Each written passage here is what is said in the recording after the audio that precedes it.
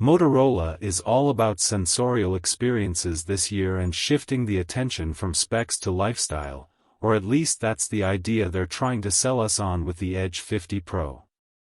Colors, materials, experiences, and AI are where the marketing focus is, but we'll try to remain pragmatic and not get too tangled in the esoteric.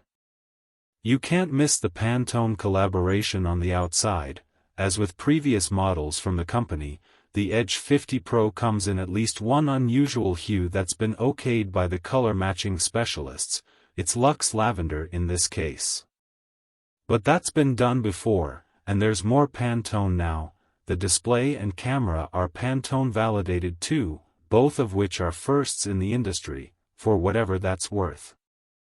More to our liking are numbers in general, and the 6.7-inch OLED is both sharp, 1220p, and fast, 144 Hz, not to mention bright, 2000 nits, Motorola says. There are specs to be appreciated in the camera field too. First and foremost, the f/1.4 aperture on the main camera. It's also nice to see a proper 3-camera setup, telephoto included, and the fact that the ultra-wide has autofocus deserves praise right from the outset. We're less enthusiastic about the heart of the Edge 50 Pro, the Snapdragon 7 Gen 3.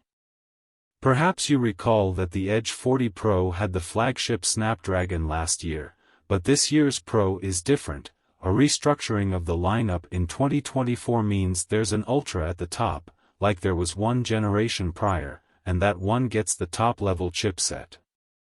The Pro, meanwhile, steps down to more of an upper mid-range status. We'll see where it stands on the value meter as we go along. The charging capability is about as flagship-grade as they come, though, at 125 W and 18 minutes from empty to full, the specs are more than promising, albeit with some caveats. The 50W wireless charging rating is also a welcome improvement over the 15W of the previous generation, even if the 4,500 mAh capacity isn't overly generous.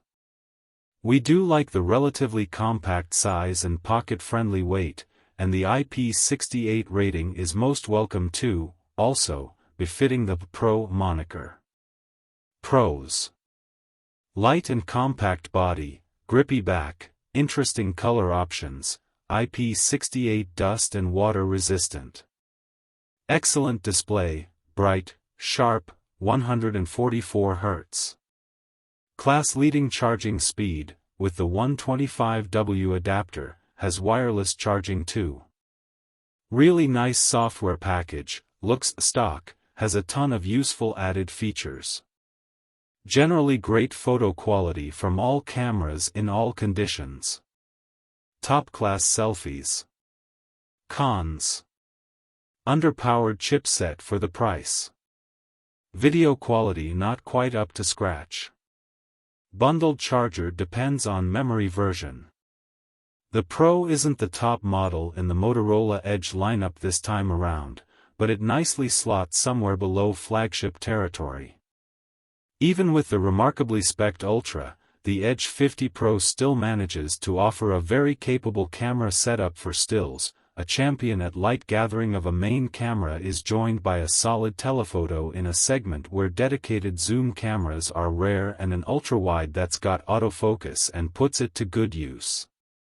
And then it tops it all off with some excellent selfies for good measure.